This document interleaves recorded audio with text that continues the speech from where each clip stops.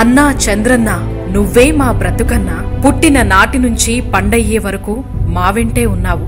మా బతుకులనే నీ బతుకనుకున్నావు. నా పురిటి నొప్పుల బాధను పంచుకున్నావు. బాల సంజీవనితో నాకు మరుజన్మనిచ్చావు. బాలామృతంతో నా బిడ్డకు నోటికాడి ముద్దైనావు. నడిచి బడికెళ్లే నా బిడ్డకు కాళ్లయ్యావు.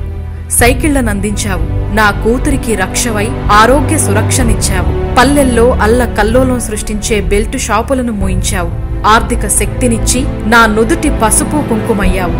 నా ఇంట కుట్టు మిషనై నా భవిష్యత్తును అల్లావు. నా ఇంట పెళ్లి బాజావై నా కూతురికి పెళ్లి కానుకైనావు.